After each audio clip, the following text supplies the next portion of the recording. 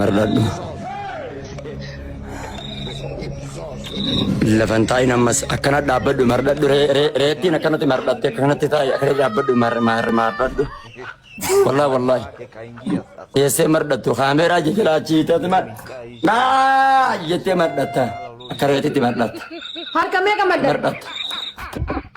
Ani hin beeku asii hanga tammi dhumutti marra haadha baatee deemu gaafa tajaajila.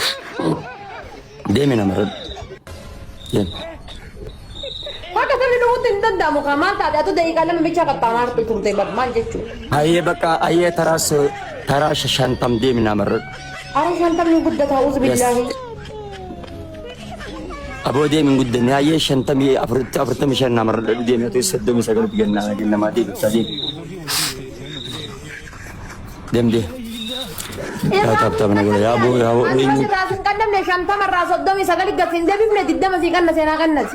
Aboo afurtamii irraa soddomii sagalatti naa deemifti daraa deemi gaasa.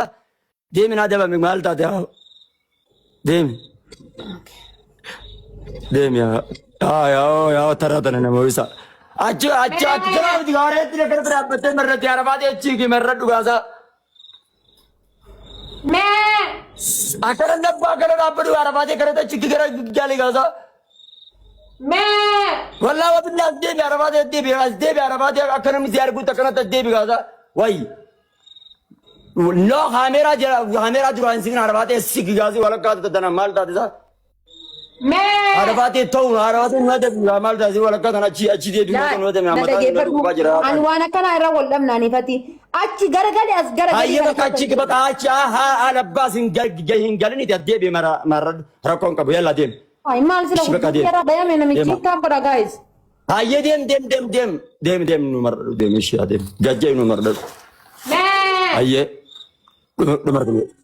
dhumarti nu eega dhumarti nu eega. Taaka.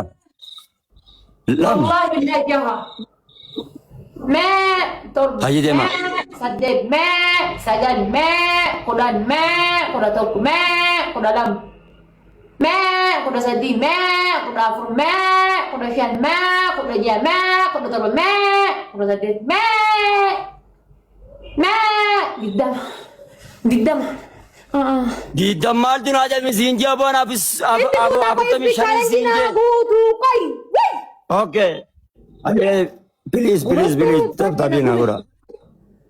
Please tabi na gora. Ya, darah harga lagi sih nani kabu, tabi na gora. Tabi lagi kan na. Apa didam? Apa didam? Militani.